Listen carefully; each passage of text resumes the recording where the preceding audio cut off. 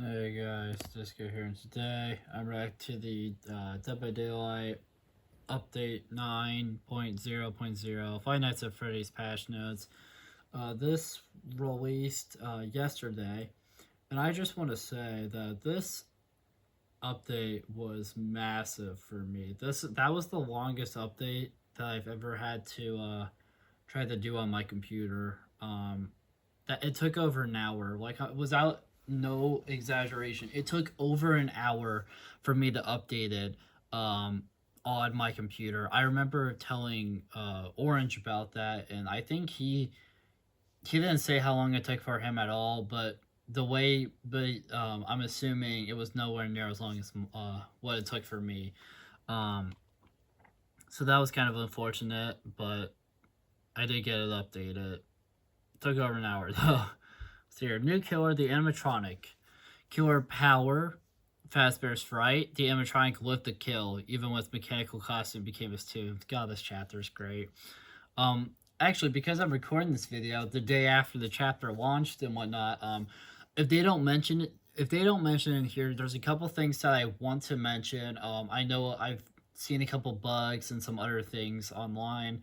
Want to share them in this video if they haven't gone to it, just so more people are aware if anyone goes that far in the video. I do actually have him. I have him, and then I have the white rabbit or the yellow rabbit skin for him as well, which is the Michael or the Matthew Lillard skin from the movie, in case you were wondering. But yeah. Special ability Fire Axe. The animatronic is armed with a fire axe that he can throw at survivors. If the axe hits a survivor, the weapon becomes embedded in them, leaving the survivor vulnerable. Survivors must remove the axe before they can be healed. Map feature, security system. At the start of the trial, 7 security doors are spawned randomly throughout the map. These doors can be accessed by both survivors and the animatronic. Each security door has a camera attached to it. Interacting with this door gets the survivor's access to the camera view, allowing the survivor to cycle through every camera in the map, travel to the door they are currently looking through, and potentially reveal the animatronic's aura to the team. Using the cameras and door too often will deplete the limited battery power available, forcing survivors to wait until the system reboots. The animatronic may travel between security doors with or without battery power. If the animatronic enters a security door, they may choose to exit from any other door in the map, moving to a door already in use by a survivor, causing the animatronic to grab that survivor. Okay, so I want to mention something about that, because there is a glitch in the game that apparently has made this frustrating. Thankfully, I don't have time to play the game at all, so by the time I play it, that'll either A, be fixed, or B, the amount of spring traps will go down, because that's usually how it works. Give it a few days or so, and the numbers of the chances of seeing that new killer becomes a lot lower. But apparently, I mean, if Orange wanted to play the game with me, I'd try to find time, but I am incredibly busy all of a sudden, so I don't know how that would work out. But apparently, there is a glitch in the game that has made the game near unplayable for survivors if they go up against him. Because apparently, the glitch is if you're using the cameras, if you use the camera like at all and then you stop using it or whatever, or if you're by just a door in general, the audio of what you hear is wrong. It's wrong. Let me explain. The video that I saw talking about this stated that, and he showcased it. He mentioned that sometimes you'll hear Springtrap coming out of a door, and it'll sound like it's coming out of the left of your headphones if you're playing this game with headphones. But in actuality, he's to the right of you. And from my understanding, he mentioned that that has caused a lot of issues of survivors accidentally going where he is because the audio is all wrong. So I don't know if they're going to address that. I don't know if they address that issue at all in here. Nor do I know if I'm assuming they're probably working on it already. But I just want to say that is a big problem. The audio in this game, at least since I've been playing, has never been that wrong to that degree ever for a character's release in the entire time I've been playing the game. I understand that his power is very whatever, like it's supposed to be a brand new like game, it's supposed to add new gameplay and a bunch of other stuff, and I get that there's probably problems partly because of that, but this is that is a huge problem, and it's honestly kind of a huge disappointment in a way. They had a pretty good run there of like characters when they released not having that drastic of a problem. Some of them have had problems, like Skull Merchant, for instance. She's been touched I don't know how many times, and she's still and everyone still complains about her. But they're working on that, so that's good. And whatnot. But like for the most part, like yeah, sure, there's problems. Like for instance, was Wesker.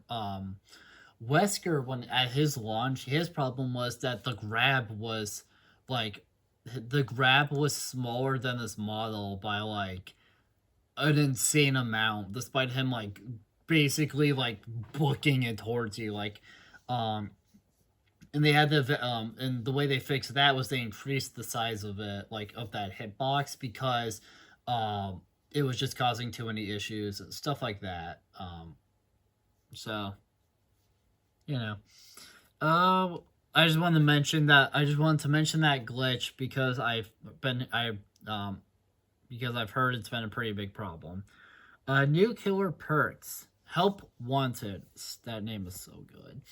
When you damage a generator, it becomes compromised. Only one generator can be compromised at a time. When the compromised generator is completed, your successful basic attack cooldowns are 25, 25, 25% faster.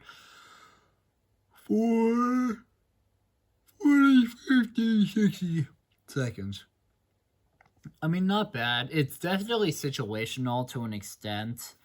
But it's honestly not bad. Like, there's worse perks in the game.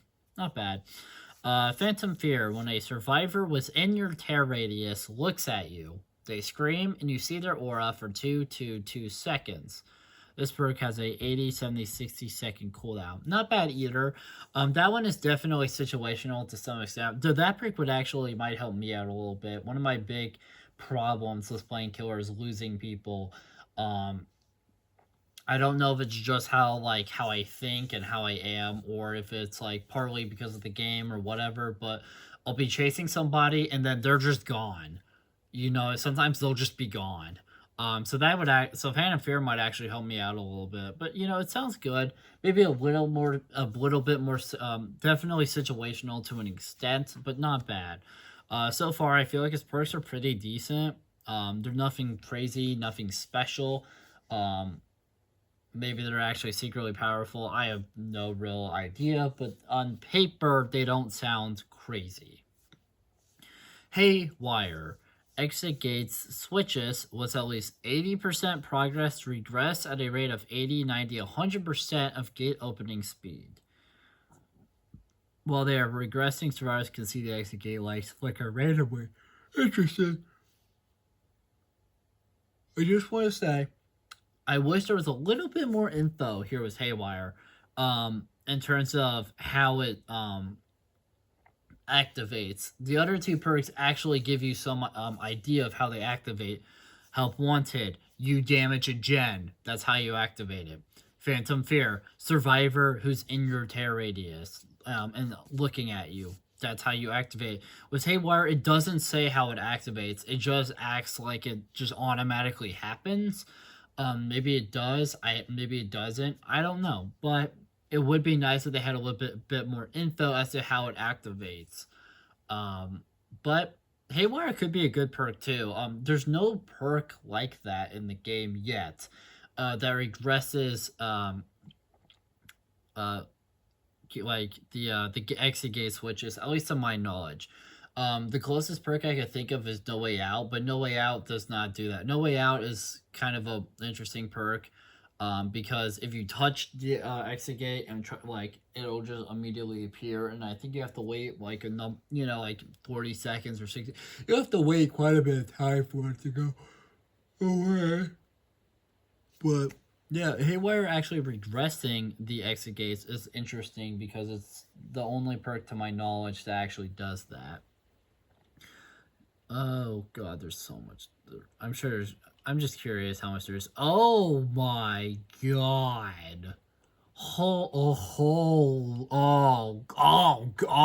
Okay. Uh, oh, they did mention at least one of the issues that I've seen. Okay, good. No, we'll get to that. Trying to read all this is gonna be awful. I'm already 10 minutes in. Oh no. New map, Freddy Fazbear's Pizza. The map looks amazing, by the way. I've mentioned this a couple of times in videos, but my biggest problem with the Freddy Fazbear's Pizza map is the fact that Foxy is not on in Pirates Cove. Like you can't see the Foxy animatronic model. You only see because when you go there, it's only a Foxy plushie, and it is on top of a and it's like on top of a cover thing. And I've tried. I don't know what's under the cover. I don't know um, if I don't think they've ever stated like what's in the lore is supposed to be under the cover, but there's something under that cover, and I know there's like blood kind of by it. But that's my biggest complaint of the map. I would love for them to do something like with Bad Him, maybe someday in the future, of like adding changing up the map slightly to look more like maps from some of the other games, or you know what I mean, or like maybe they could have one that actually like has Foxy onto the thing or something. And it's okay if they don't do that. I think the map that we have is great enough as it is that they don't need to do that. But it would be, in my opinion, I think that would be a really cool thing to have more maps of the pizzerias in this game, just for the fun of it. What we got here? The rotting brainchild of a sadistic murderer still stands over the glassy plains. Would that be one of his? Is that sentence supposed to be mentioning like one of his kids, one of William's kids or something? I don't really know. It's a little confusing, but I'm assuming so. A place of joy for some and unspeakable terror for others. Do not let the bright colors and parlor tricks deceive you. Many have died within these walls, and many more will die still. Yeah, it's kind of the unfortunate thing about the series. Um, yeah, the map is amazing in my opinion. Me and Orange have talked about this off camera. We're hoping for good news was like some of the animatronics, maybe something in the future getting to be skins. Um, um, he showed me a thing that I guess was on Reddit that came out from a thing. I forget his name, but it's the guy who does who's in charge of getting the licenses. From my understanding, he somewhere mentioned like that it was really good working with Scott Coughlin. He enjoyed working with him, but that Scott Coughlin was pretty strict with certain things with his chapter, which I completely understand. Scott Coughlin is the guy who is like he's known for being strict. My favorite kind of go to show that was a GameStop. Basically, it got leaked that there's gonna be FNAF Funko Pops, and they showed like some screenshots of them. And Scott Coughlin um, posted on it was Twitter at the time, but he posted on Twitter that he posted something like, "Don't worry, guys, big changes on the way soon." And Orange sent me. I remember Orange showed me a video because I had saw him one day after that, just talking about where it was some guy like kind of talking about because Scott Coughlin is very protective of FNAF. He is very like protective of that game and that franchise and whatnot. And he really just does not will want people to like mess with it and whatnot. And I get that to an extent. So it makes me happy. So it makes me interested. It just kind of intrigues us, me and Orange, about how much they'll be able to do with this license and how many like not only just skins for Springtrap we could get, but skins for other character like of some of the other like animatronics or whatever. Um, Something that was interesting that I want to mention real quick before we get to the quality of life stuff is on that post something there was a statement but that I think they said Scott said that or something, but I remember on the post that Orange showed me, there was a part where they were talking about something with like skins, and they made the claim of that I guess Scott Cawthon said something about how the Springtrap's power should be simple enough for that like other characters could have it, which is probably why which points to maybe some of the other animatronics being skins through him. We already have, you know, Yellow Rabbit and Glitch Trap, and then of course the Clown one, and then Plague Trap. But all of those, besides Glitch Trap, are just different versions of, you know, Springtrap, technically. Although Glitch Trap is its own thing. So that's pretty cool. But was I rambling out of the way? Quality of life improvements. AFK Crow system update. From what I remember, because it's been a number of weeks since I last read anything about this or looked at it. From my understanding, it was basically the exact same thing, except if you had either just any amount of crows or full on crows, you couldn't like you didn't have collision anymore. Like I think you could still get hit by the killer weapon, but you couldn't like sandbag or mess with your teammates or like anything like that. Survivors are considered AFK when not interacting within the last 10 seconds. It is nice getting an update on that because I did kind of over time forget how long it took for the crows to show up, so it's nice sort of re-warning, you know, from them.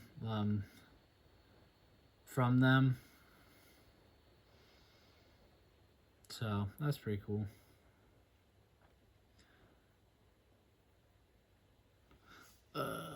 Well, AFK survivors secure AFK points, during which crows gradually been skying what the survivor beginning was 1 and capping at 3.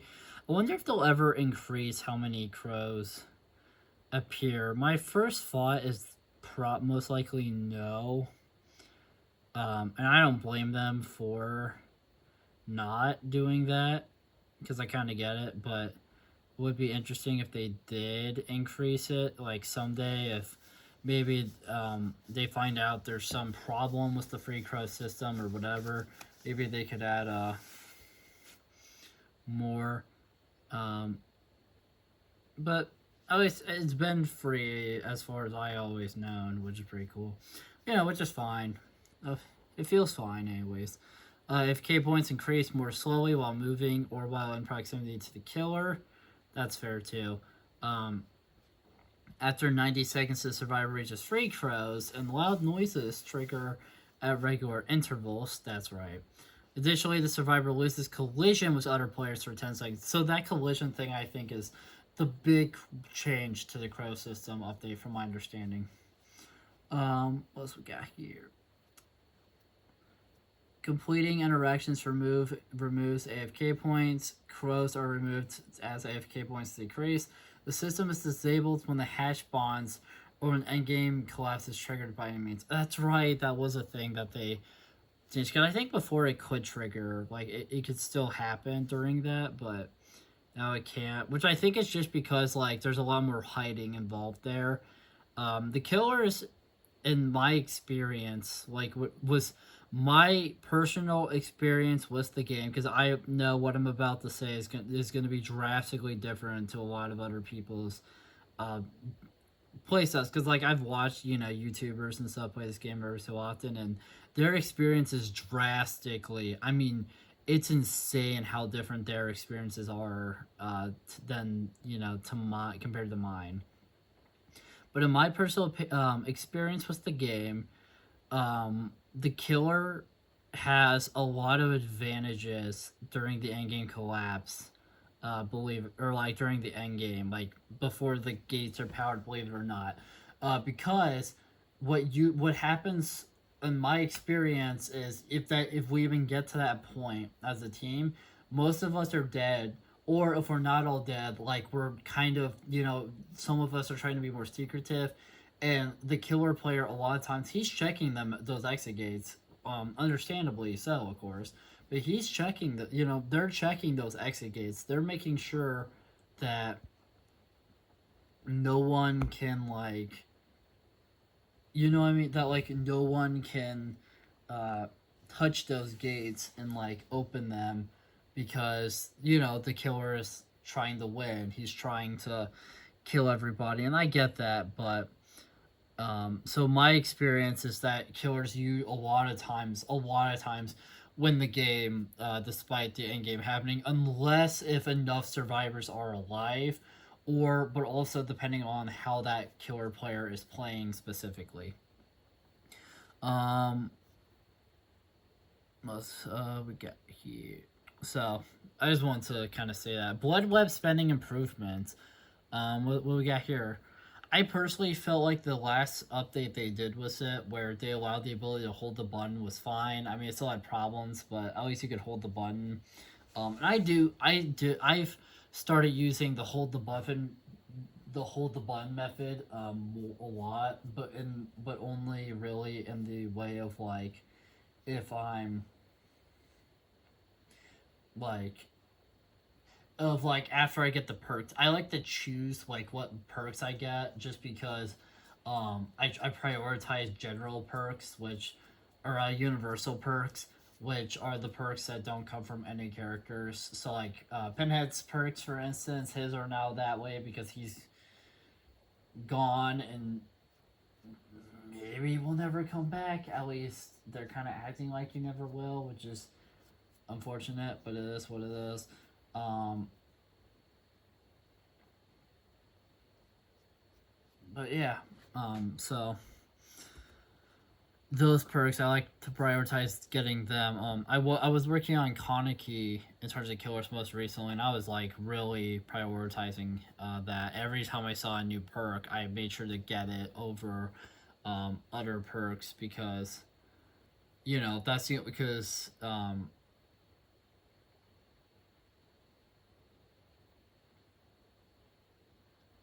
just because it helped out a lot. Um, but yeah, so what do we got here? Add an auto blood web button available after prestiging any other character for the first time, enabling players to automatically progress to a selected character level. Blood points per minute. Honestly, like that's good and all, but I feel like that's um like I feel like that's a lot more useful. This is just my opinion, of course, but like after you get characters to like prestige free, because at that point, like every perk that's not a universal are going to be maxed out for you.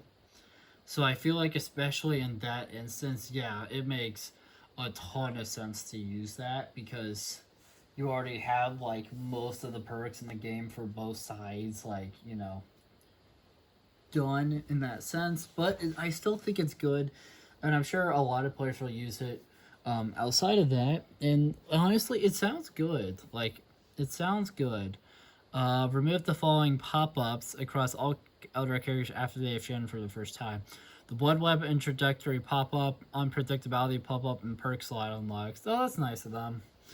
Um, those do kind of get annoying. They didn't mention it, but I did, when I did log on, the day this, happened, I logged on to the game to claim the weekly gift. And I noticed that it also didn't really say anything, like there's no level like pop up of like, there used to be like the pop up of, oh, you got this character to level like whatever, and they would like have a pop up for it, but now I think it's weird that they didn't mention it. Maybe it's like a glitch or something, but now like you don't even get that type of pop up either, which is, not saying it's bad, but it's definitely different.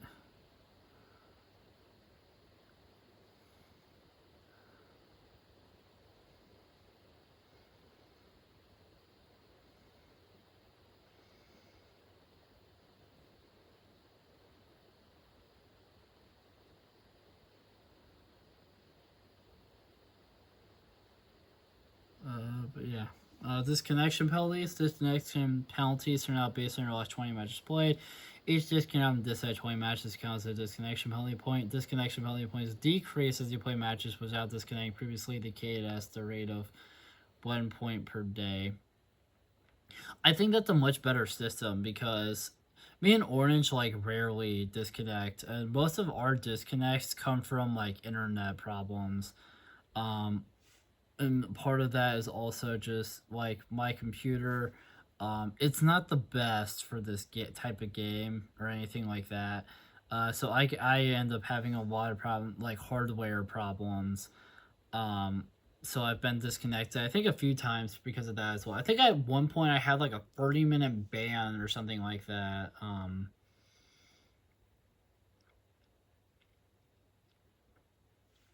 Because of it. So yeah. I think that's a really helpful upgrade, especially update, especially for some me and Orange, because we have different reasons why we've had disconnects and battles. Like my game has crashed. I don't know, like quite a number of times in the past, so that was kind of annoying. But his has always been like internet problems. I remember he would get frustrated a lot because he'd keep getting like disconnected due to internet reasons. And then like he'd keep getting like locked out of matches all because of internet, and he got really frustrated about that. So um it sounds good on paper, and I really hope it'll like help us out a lot.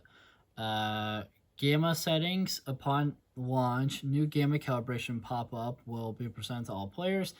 This visual setting can be accessed at all times via the settings menu under the graphics tab. It's hard for me to like fully care about that because it's just a visual thing. uh you know what I mean? Like it's just like a visual thing to make the game look better, whatever.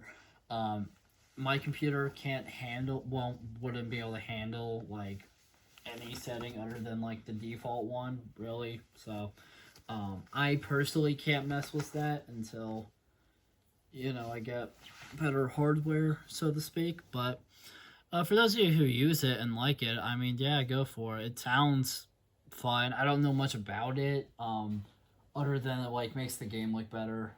That's about all I know about it. So if you get value out of it, more power to you. Going next, prevention.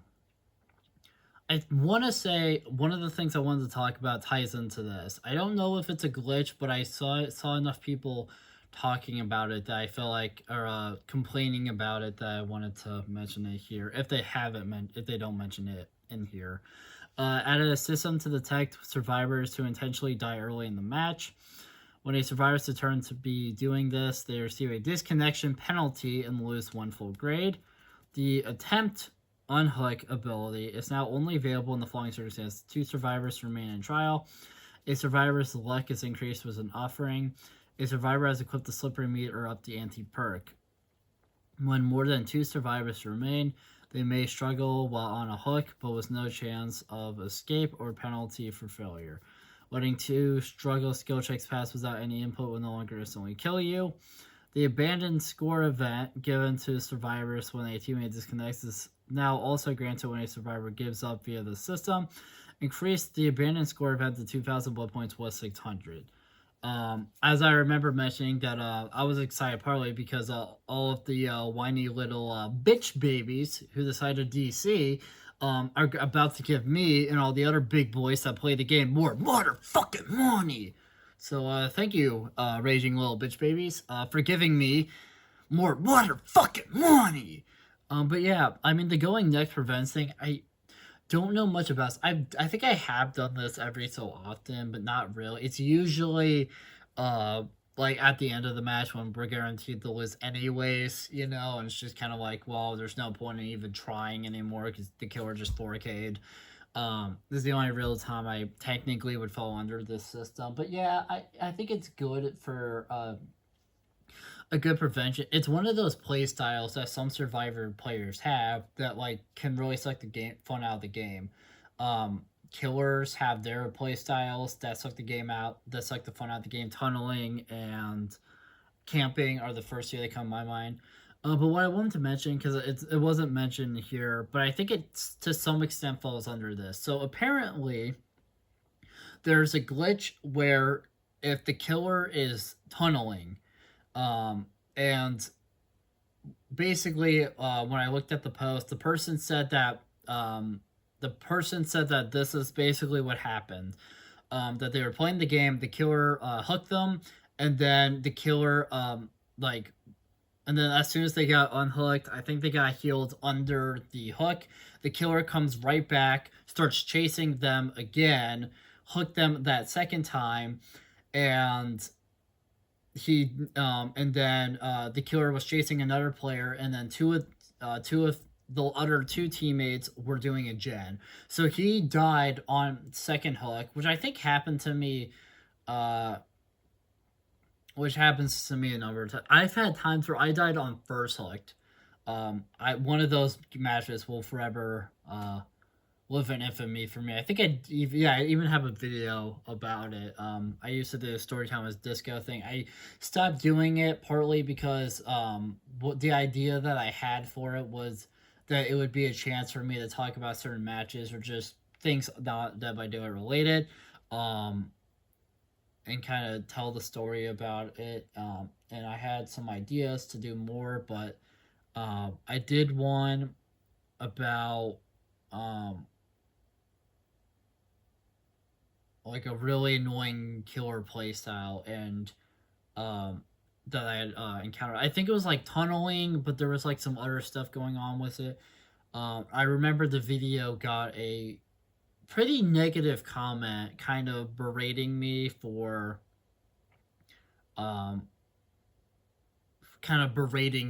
it to an extent. Like, for what I remember, the comment was going after, like, wasn't saying anything about the match or anything like that. It was like going after me specifically, like, and just what I was saying in the video. So that's why I stopped doing the series, is because I just didn't want to deal with the headache of getting attacked um, for having a video, for like posting a video kind of talking about that annoying playstyle and some frustrations that I had. So that's just because you're wondering, that's why that series completely stopped, and I don't have any interest, at least at the moment, to ever try to bring it back because of that. But yeah, so basically, that Reddit poster was saying that, and that they actually got a I think they got kicked all the way to the starting screen with the logo. I think is what they said, and they got a message. They got a base. It was a warning about them. It was a warning that they had received a warning under the going next prevention because the system misidentified them getting tunneled, and then their teammates not helping them and stuff like that as them killing themselves early, but that's not what happened. They just got screwed because their teammates didn't bother helping them, and then the killer tunneled. Another person said that that happened to them as well, where they were playing against a Springtrap who would hook, go away, like I think to like through a door, or like he would stay by one of his his doors, and then as soon as he got every single time he got unhooked, Springtrap would go for the door and then start chasing and then tunnel him again. He also received that pop up. So I just want to mention that unfortunately the going next prevention here has some sort of glitch in its system that is causing killers who tunnel to make the system misidentify the situation. I hope they address that problem in here. If not, I'm at least happy I've talked about this in this video, and I'm sure other people have told them about that. I'm sure they're looking into it, but I'm happy to, in case you didn't know, happy I mentioned it in this video, so that way you do know now. But yeah, so Mori update. Near the end of the trial, the killer can now activate a Mori when two survivors are alive, and the following conditions occur simultaneously, up from one survivor alive. One survivor is hooked, and in the struggle phase, one survivor is in the dying state. So basically, you'd have to have one on the ground, and then you'd have to have the other one on hook, basically. And not only do you have to hook them, but they need to be in the struggle phase, which is the phase where your character is like pushing Nancy back, and then you can Mori the last person. When the above criteria are met, starting a Mori on the survivor will now immediately start the sacrifice of remaining hooked survivors in the struggle phase. So basically, if you Mori that survivor, like as soon as your Mori is done, the one who's hooked will die. Developer note, the change means that you do not need to wait for the hook survivor to be sacrificed to be able to trigger a Mori. Performing a Mori with a single survivor remaining will continue to function as it did before, which I think is fine. Yeah, no problems with that. Offerings update. All team realm/map offerings now granting a flat 20% chance to be sent to the associated realm/map. Duplicated realm and map offerings no longer stack. Most gameplay altering offerings are now treated as secret during the loading screen reveal, which is fine. Me and Orange have mentioned a number of times on this channel. I know not every subscriber would know about it. We have gained some new ones since then, but basically, Orange especially, and I kind of developed it as well. But like, if you see a map offering from either side, Orange especially gets like nervous when he sees that he's getting sent to a map, and he kind of, to some extent, like loses interest in even playing, which I think is fair. But yeah, this change has been very it's been liked by us. I'll just kind of put it that way. We like the idea of it. We're happy it's in the game now. Yada yada. Spawn rules. Survivors now spawn within 12 meters of each other by default when possible. So something that I want to mention real quick, because it kind of ties into that. There was a point where they made a statement that I felt like was kind of dumb. And I remember talking about this to Orange, and I think to some extent he agrees with me. I don't fully know, but at some point, I forget, they mentioned that like players, let's be honest here, primarily killer players, wanted survivors to like spawn far, like away from each other, because they were tired of like gens popping really fast at the beginning of the game or something like that was the reason. And Orange were talking about it once, kind of after it was announced, that was, I think, a thing they were going to look into. And I just remember mentioning to Orange that I felt like it was one of those changes where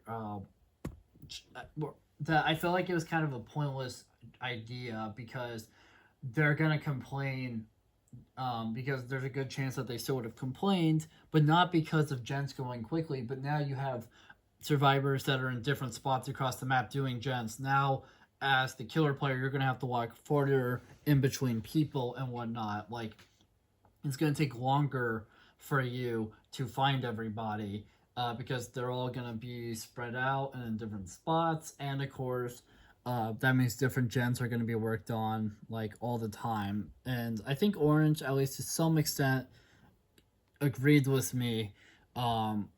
So I was hoping that they would find a solution that wasn't that kind of the way that it was seemingly pitched to them. And I think that sounds like a compromise. It sounds like, because 12 meters is not as far as, like, from what I remember, they kind of made it seem like people were wanting.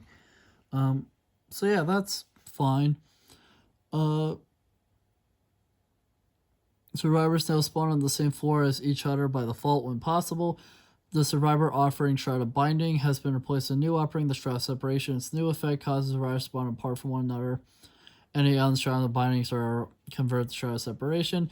The killer offering, Shroud of Separation, has been replaced with a new offering, the Shroud of Vanishing. Its new effect causes all survivor spawn offerings to be rejected by the entity.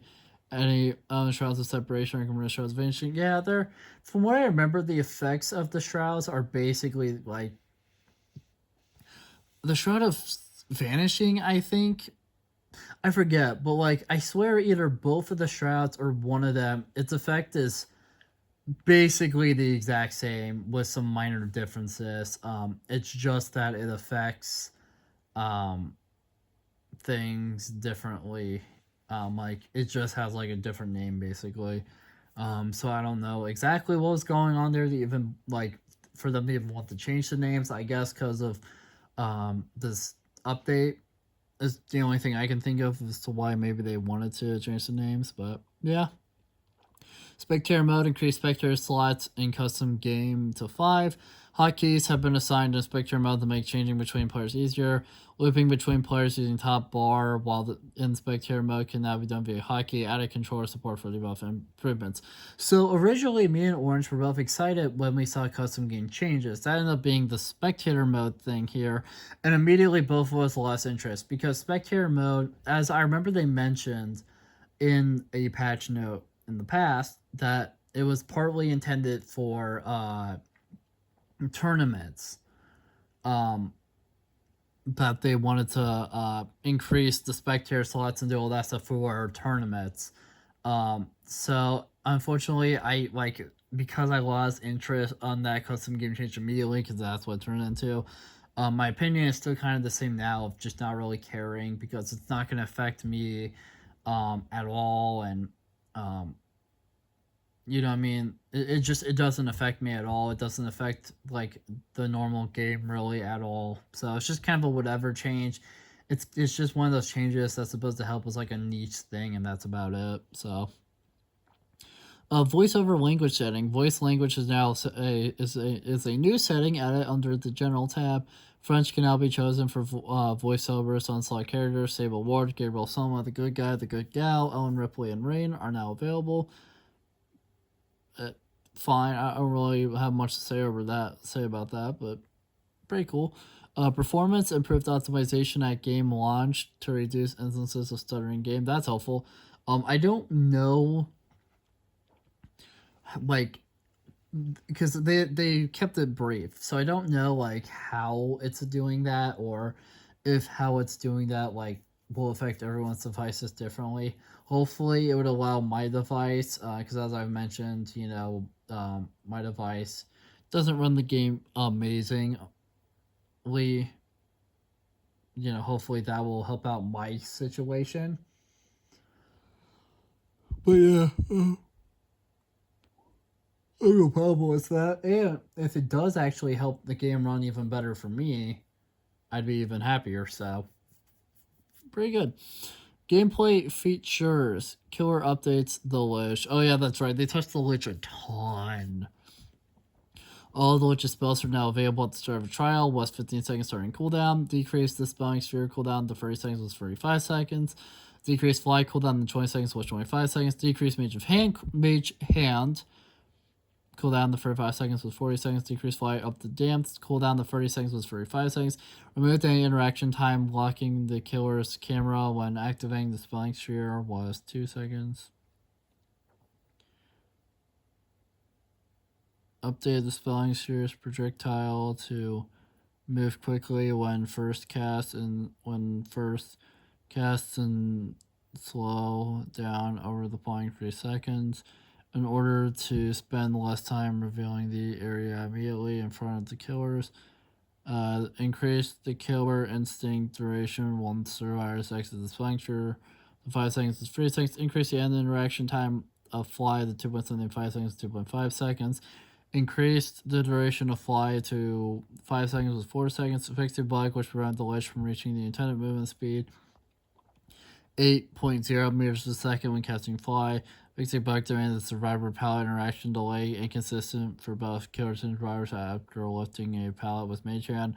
Increased the duration of the survivor pallet intent interaction delay after lifting a pallet with mage hand 0.55 second was 0.15 seconds.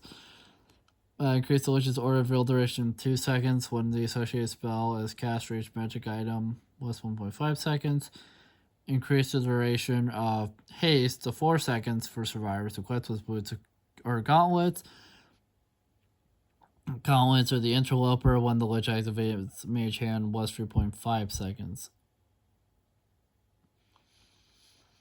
From my understanding, the reason why he got so many changes was because apparently they felt like Vecna, aka the Lich,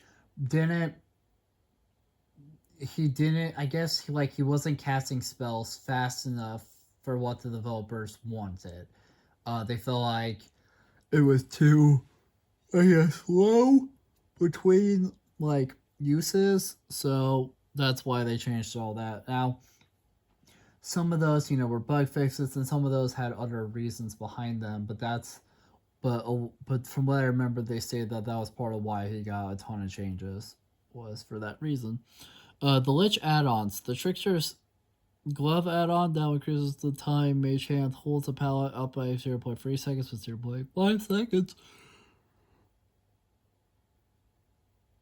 The Crystal Bull add-on now increases the Killer Instinct effects by an additional 1 second when its rise revealed by Spelling Fear was 3 seconds. The Potion of Speed add-on decreases the period where you can attack after casting Fly by 0.15 seconds with 0.3 seconds. The Ring of Telekinesis add-on now increases your vaulting speed by 10% for the next 10 seconds. When using the Mage Hand spell on an upright pallet was 8 seconds.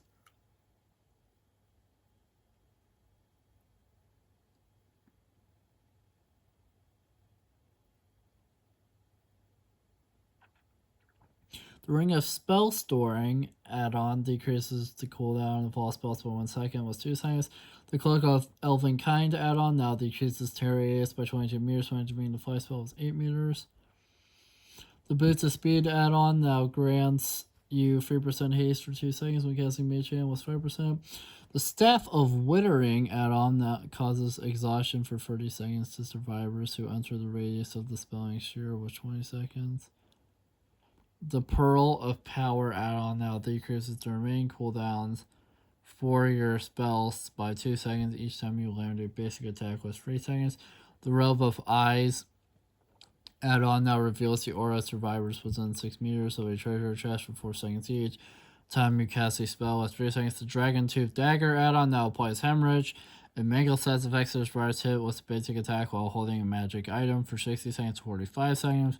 The Cloak of Invincibility add-on now activates undetectable for 20 seconds each time all of your spells are on cooldown at the same time was 10 seconds.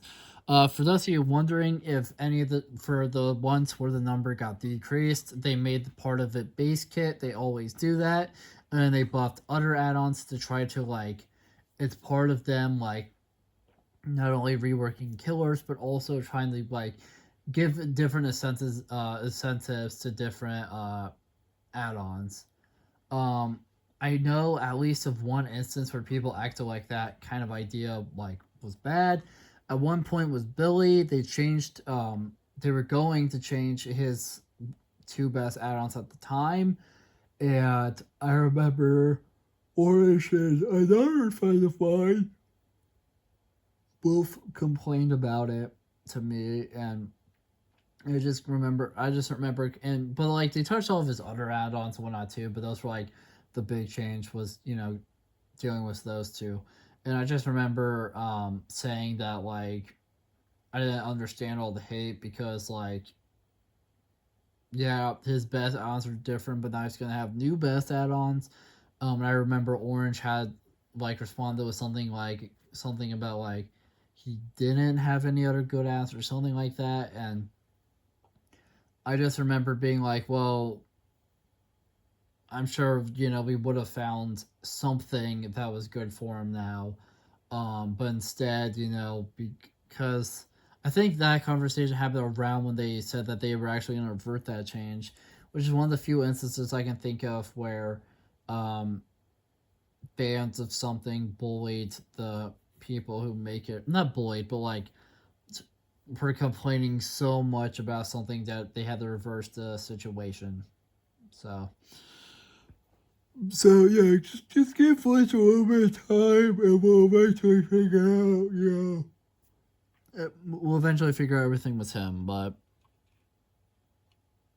yeah, from what I remember, overall it was just they wanted him to cast spells more. The twins. Victor is now able to trigger chases with survivors, because before he couldn't, from my understanding. Killer perks, batteries included, reduced haste bonus to 7% with 5%, increased aura around complete generous 16 meters with 12 meters, Call of Brine, increased duration to 70 seconds with 60 seconds, increased bonus regression to 130, 150, 130, 140, 150% was 115, 120, 125%. For those who don't know, when Call of Brian originally came out, its effect was actually 200% was the bonus generated regression. They nerfed it at one point all the way down to that 115, 120, 125% numbers, and then they recently gave it a small little buff. So kind of interesting. Dark Devotion, a perk I know very little about ever because I don't use it myself. Increased duration of tear radius transfer to Obsession to 35, 40, 45 seconds with 20, 25, 30 seconds. Increased size of transfer tear radius to 40 minutes to 32 minutes. It's not bad. Well, it is kind of a whatever perk. But it's not bad. Hex Retribution. Increased oblivious duration caused by Survivor interacting with dual or hexomes to 40, 50, 60 seconds was 35, 40, 45 seconds. Increased Survivor aura reveal triggered by hex totem removal to 20 seconds was 15 seconds. Machine alerting decreased haste value to 8% was 10%. Increased duration to 40, 50, 60 seconds was 30, 35, 40 seconds. Updated the text description to match that of help wanted. Remember Me, updated description for more accuracy, reflect its in-game effect. Superior Anatomy, increased the area of detection to 12 meters was 8 meters, decreased the cooldown to 25 seconds was 30 seconds. Terminus, increased broken duration, once exit gates are open, up to 35, 40, 45 seconds was 20, 25, 30 seconds. Rolling Tremors, reduced cooldown to 40, 45, 30 seconds was 180, 60 seconds. Whack, increased reveal area to 36 meters was 24 meters. Increased Survivor or reveal to 4, 5, 6 seconds was 3, 4, 5 seconds.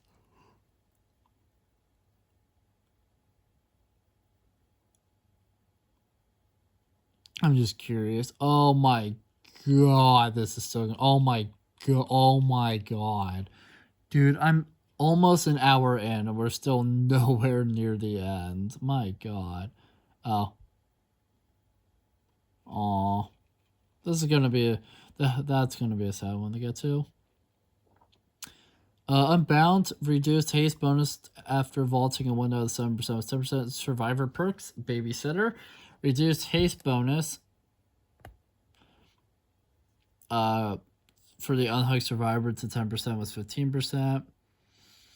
By knowledge, healing item efficiency reduction or removed was 20%. Champion of Flight decreased cooldown to 60, 50, 40 seconds was 80, 76 seconds.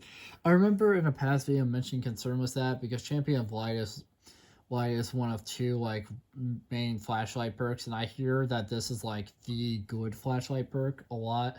Although Residual and Manifest, which is the other one, is pretty good too. And if you combine the two of them, but I remember it's a pretty devastating combo.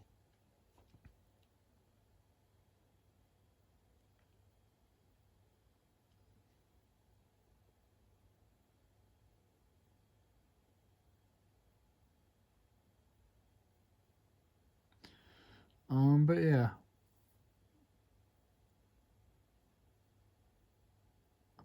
Anyways,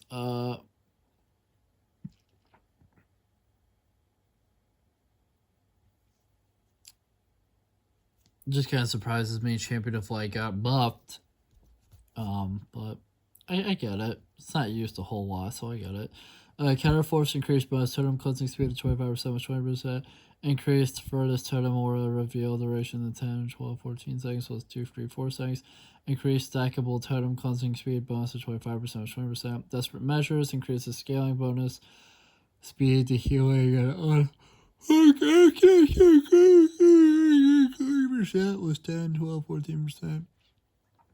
Empathic Connection injured the survivors can now see the aura of survivors was empathic connection anywhere on a map was 32, 64, 96 meters.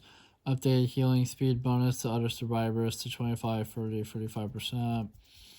Across tiers, was 30% across all tiers.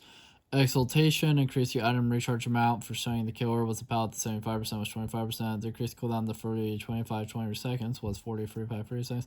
Life footed decreased cooldowns to 14, 12, 10 seconds was 28, 24, 20 seconds.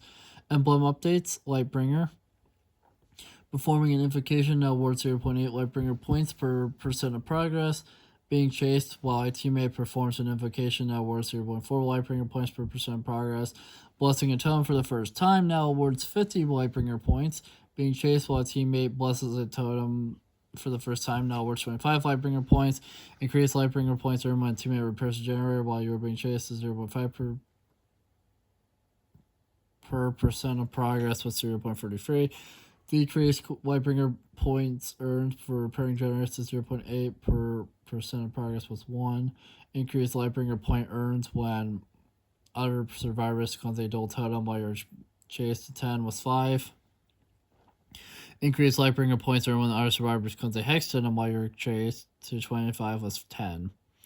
Evader increased evader points earned after a 15-second chase to 60 was 25.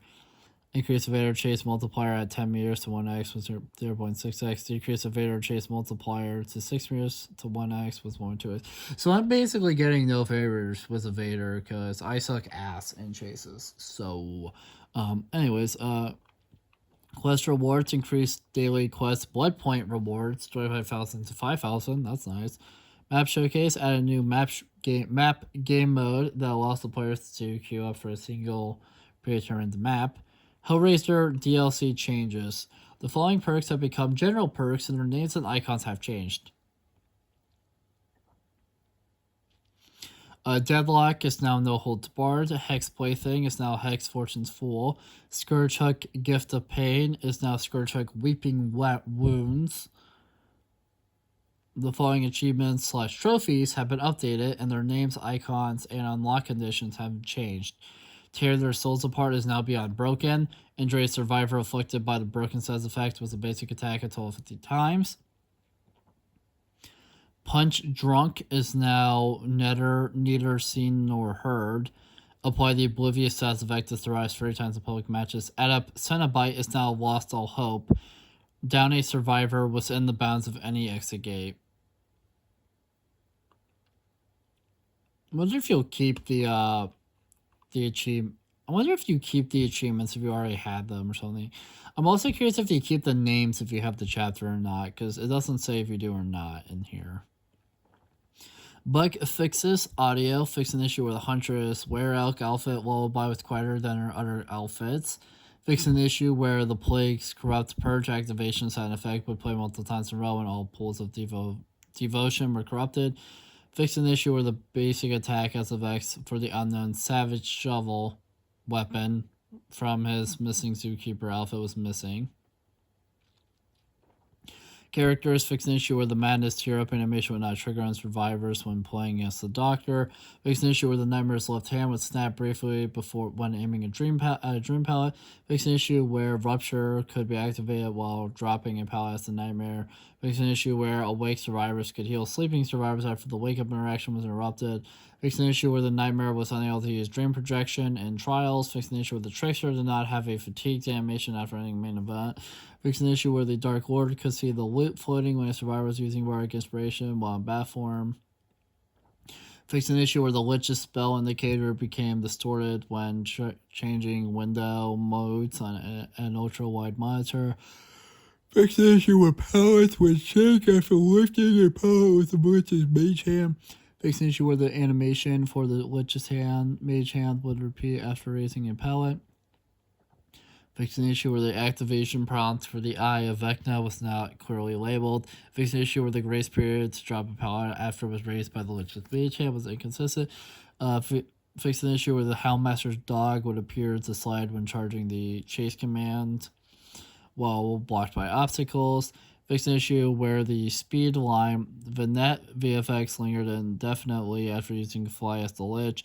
Fix stretching issues with the Plague's vomit decals. Fix an issue where the Plague could get stuck at 4.4 base speed after getting pallets stunned while charging via purge, fixed an issue where survivors would briefly float around after being pushed by the Mastermind's bound attack, fixed an issue where the skill merchant's lobby animation would be interrupted, fixed an issue where the survivor's pointing animation would not play correctly, fixed an issue where the survivor's screaming animation would not play correctly when vaulting, fixed an issue where Felix Richter's off-the-shoulder torso outfit would flip over his shoulder and clip through his body, fixed an issue where while playing as the twins, quickly unbinding Victor after leaping on an object or getting crushed would prevent Victor from performing any actions. A lot of issues that they had to fix. I think it's interesting that a lot of them had to do with Freddy, aka the Nightmare. That was kind of interesting. But yeah, that was a lot. Environment/maps. Fix an issue in the Coldwind Farm realm where players cannot vault in the combined harvester. Fix an issue in the Heaven Records realm where players cannot vault in the crash bus. Fix an issue in the Toba Landing map where a placeholder tile would appear. Fix an issue in the Heaven Records realm where both window or vaults and the crash bus would be blocked. Fix an issue where a black line would appear on the ground in the main menu after backing out of the rift pass. Fix an issue where a shadow can be seen following survivors and the killer in various realms on low quality graphic settings. Okay. Perks. Fix an issue where the durability icon remain visible after ending in toolbox when the Streetwise perk was equipped. Quest. Fix an issue that causes org cells expiry notice to not appear for players affected by the active settlement when getting org cells from the Reft UI. Fix a potential crash issue when selecting a journal entry. Fix an issue where the UI scale on the mesh detail screen would be inconsistent after updating the UI scale settings. Fix an issue where the player's name would overlap with other icons on the scoreboard and the tally screen. Fix a crash issue when leveling up in the blood web. Fix an issue where the input prompts did not initially match the input mode after switching from a keyboard and mouse to a controller.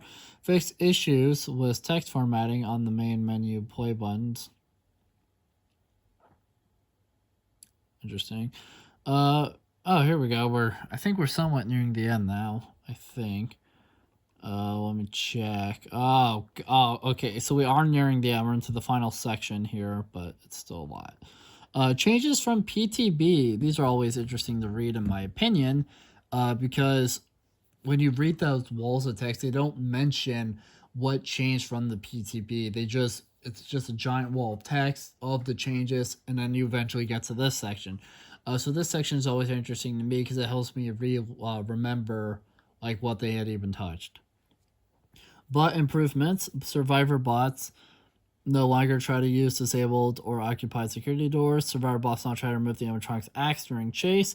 New killer perks. Help wanted. No gameplay change. Updated the description to match that of machine learning, which was also updated. Haywire. Increased the minimum regression threshold to 80% was 50%. Increased regression speed to 80, 90, 100% with 40, 45, 50%. I will say this about Haywire. I felt like the increased regression, I feel like the speed of the regression was increased, but I kind of forgot about the minimum regression threshold. I think it's interesting that it only happens if it's 80. Killer updates. The animatronic increased cooperative projectile removal to 5 seconds was 3 seconds. The animatronic add-ons. Help wanted add. Preview distance grows faster. Restaurant menu increased effect to 20% with 10%. Ron Pizza increased effect to 100% with 50%. Ripped current decreased duration to 60 seconds with 70 seconds. Greasy paper plate increased effects to 15% with 10%. Office phone increased range to 24 meters with 12 meters. Reveals the order of the axe to survivors within this range. New. Decreased the time required to remove the axe from their survivor by 50%. New. Oh, yeah, it got some new changes. Interesting. The office one, though, that's interesting. There is one I'm interested in seeing because I'm interested in seeing all these, but there's one in particular because from what I remember from a very brief amount that I had watched, one of Starva's streams when he was playing this PTB, he had a thing post.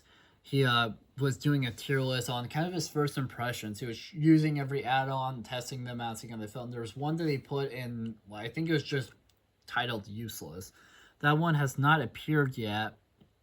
but I'm excited to see it because I'm interested in like what they did to it.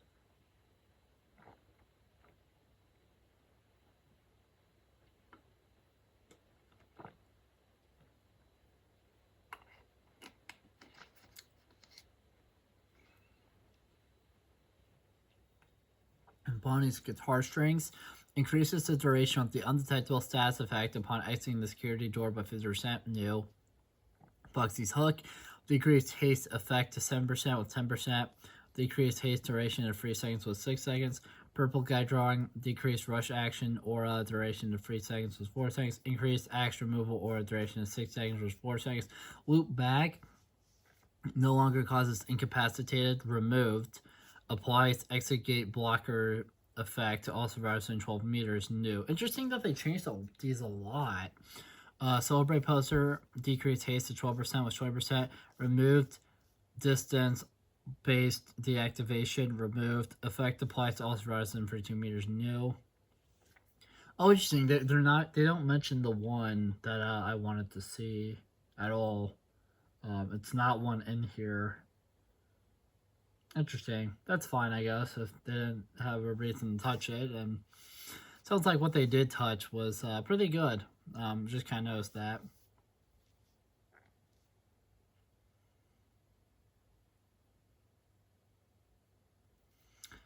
Uh, Celebrate. No, I read that. Fast coins had tear radius size to 24 meters, so copying the current area size to rework. Iridescent Remnant increased effect range to 32 meters with 16 meters. Increased effect duration 12 seconds with 8 seconds. No longer blocks window vaults removed. Interesting. Artist add-ons reverted all add-on changes from the 9.0.0 PTB. From my understanding, that was a big deal. I remember my video because I was reading it on paper. Not, I felt like it was fine. I saw part of Otz's when I saw that little bit of Otz's stream, he was complaining about it. Or at least people in this chat were. I didn't hear what he said, but people in this chat were complaining about this. Um, apparently, what happened was that apparently when they touched her add-ons, people like felt like she was worse. I remember someone in Otz's chat saying something about how they were like a pretty hard artist main, but that they refused to like play the game basically to an extent, or at least play as that kill as their main because of the changes. I don't remember what was supposedly bad about it. It sounded like pretty fine on paper. I think it was just like some little number changes, stuff like that, but a lot of artist players were pissed about. I don't play artist, so it obviously didn't affect me, but still. Good that they reverted it because so many people complained about that. So good that they reverted it. Bug fixes. Fix an issue that caused survivors to be heard while they teleport in the security door. Fix an issue that caused loud noise notifications to be inaudible when the animatronic was inside a security door. Fix an issue that caused survivors close to another survivor using security cameras to not hear their surroundings. Fix an issue that caused the scanning via SFX of security cameras to continue playing when the killer moved out of the scanning range. Fix an issue that caused scanning SFX to continue playing when switching security cameras. Fix an issue that caused SFX from the area around the target security door camera to be audible while viewing a security camera. Fix an issue in the Blackwater Swamp Realm when a security door would spawn facing a wall. Fix an issue where VFX would display inconsistently for the animatronic fire axe abilities. Fix an issue where VFX would display inconsistently during characters' movement for security doors. Fix an issue where the animatronic's fire axe ember trail VFX remained visible in the survivor when retrieving the axe. Fix an issue where the animatronic's fire axe wasn't automatically retrieved from the axe displays on various movable map objects. Fix an issue where the animatronic could see the axe aura when it was being removed via a co-op interaction. Fix an issue where the remove axe prompt prioritized over the vault prompt for survivors when playing against the animatronic. Fix an issue where the animatronic could perform an axe grab on a survivor inside a locker. Fix an issue where the animatronic and survivor could become stuck or desynced when the animatronic grabbed the axe at the last second. Fix an issue where the animatronic could be blinded during the axe grab animation. Fix an issue where the animatronic could not be blinded during pallet break and vault animations. Fix an issue where the greasy paper plate add-on was missing, the debuff icon and the interaction penalty. Fix an issue where the raw pizza add-on reduced the X radius. Fix an issue where there were inconsistencies with security door numbers when entering the door selection area to animatronic. Fix an issue where elements of security doors dissolved incorrectly upon opening them. Fix an issue where survivor models were in their default outfits when interrupted in the security room. Fix an issue where the animatronic's power icons appeared enabled when inside the security door. So the security doors. Fix an issue where the survivor's visual heartbeat indicator was visible when teleporting to the security door. Fix an issue where survivors were audible when they teleported to a security door. Fix an issue where survivors getting interrupted in the security room were able to see the security door aura. Fix an issue where survivors could scan the animatronic with a disabled security camera. Fix an issue where the interrupt animation did not play when getting interrupted while using a security camera. Fix an issue where players could exit the security doors when using the mouse wheel as an input. Fix an issue where players couldn't exit the security doors when using the mouse wheels, and I read that one. Fix an issue where survivors' faces were distorted when interrupted in the security room. Fix an issue where the input bind conflict was present for survivors interacting with the security door while playing on controller. And then that one has like an extra little bit here that says this fix has resulted in a change to the security door input mapping for survivor players on all platforms. Interesting. Fix an issue where the Haywire perk wasn't disabled when both exit gates were open. Fix an issue where the Help Wanted perk was not disabled when all generators were completed. Fix an issue where the Decisive Strike perk did not activate when axe grabbed by the animatronic. Fix an issue where the Machine Learning and Help Wanted perks stacked when activated multiple times. Fix an issue where the Save the Best for Last perk did not lose the token when hanging the obsession with the animatronic's axe. Fix an issue in the Freddy Fazbear's Pizza map where a wheelchair failed to spawn on a tile. What? That wording is... I don't know what a wheelchair is, but sure. Fix an issue in the Freddy Fazbear's Pizza map where players could climb on top of gift boxes. That's funny. You should have kept that one. Fix an issue in the Freddy Fazbear's Pizza map where the Dark Lord could stuck next to a vault.